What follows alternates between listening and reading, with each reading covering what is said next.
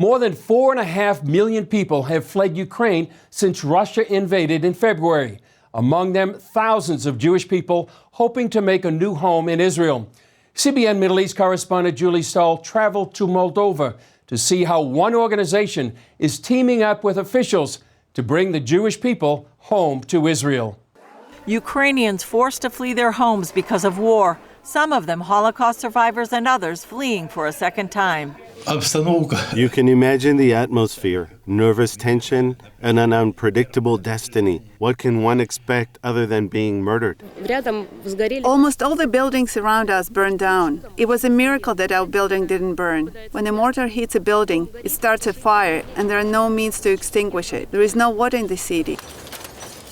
While a nightmare for many fleeing Ukrainians, these Jewish refugees have a unique hope for the future. When the Jewish community waiting for people there, and there's buses, and they know where they're going to live, and they know that Israel is helping them to come, it's like, if already to be a refugee, it's better to be a Jewish refugee. The Israeli government and Jewish organizations are banding together to make it possible. Alona Grosu of the Jewish community of Moldova says when they heard about the war, they knew the world would never be the same. So from this day, we've started organizing a rescue operation for the members of Jewish communities from Ukraine. Until a few weeks ago, this was a tennis center in Chisinau, Moldova. That changed overnight when Russia invaded Ukraine. The municipality opened the center for fleeing refugees, and the International Fellowship of Christians and Jews, along with the local Jewish community, stepped in to help. Here, with the Jewish community, with the Joint, with all the organization, we built an opportunity to have places for the people to sleep, to eat, to be in a safe, warm place. More than 10,000 eligible Ukrainians have immigrated to Israel since the war began. They are fleeing Ukraine through Poland, Hungary, Romania, and about a third have escaped through Moldova. From the border of Moldova, these refugees are taken either to the Israeli consulate or the Hub Tennis Center, where the Jewish agency determines their eligibility to immigrate to Israel. The Foreign Ministry provides them with documents, and the IFCJ books them on charter flights. That's where CBN News met Liudmyla Polunova, her mother Tetiana, and 16-year-old son Între. It's a catastrophe. It was a miracle that we were able to leave Mariupol now. On March 12th, an aircraft bomb fell next to our house. All the windows, glass, window frames, and doors were shattered in the apartment. It was freezing outside, and it was impossible to stay in the apartment. Liudmyla and her family lived in the basement for a week. We're thankful to the neighbors. We survived because of them. We left thanks to my son. We found out that in the 9th-story building next door, there was a phone reception on the 9th floor. My son remembered that his classmate lived in the neighboring town of Mangush, and her father owned a minibus. My son ran to the 9th floor, called her, and her father took us out the very next day. It wasn't the first time this family had to escape. They fled the Donetsk region in 2014. This time they have a different outlook. We expect peace. We expect some kind of well-being, a peaceful life.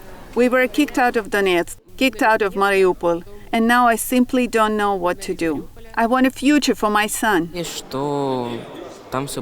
hope everything will go well in Israel, that this whole thing will be over. It's hard to move, of course. All my friends are in Ukraine.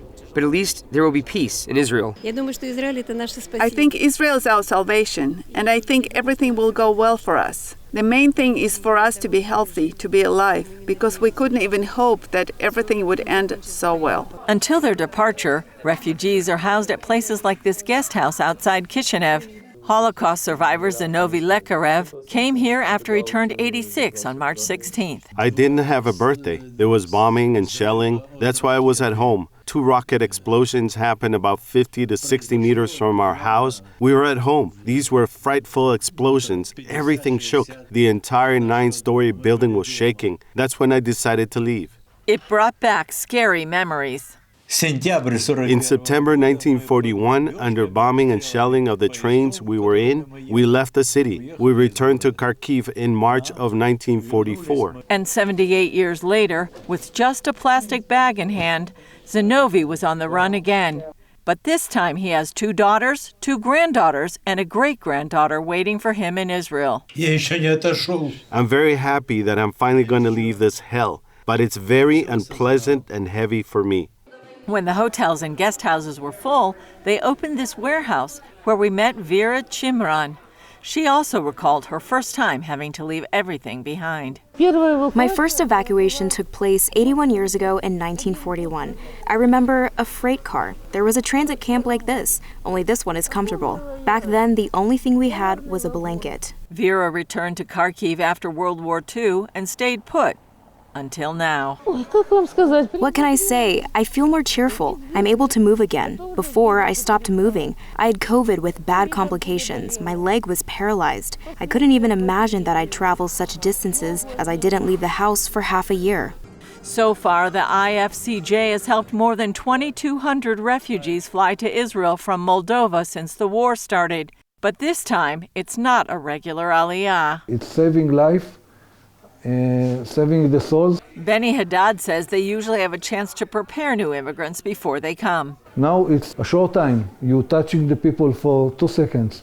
They're coming here, they want as much as faster to be there because they live as refugees here without anything. And the main goal is to send them to Israel and save them from here. Here at the Kishinev airport, these people behind me are no longer Ukrainian refugees.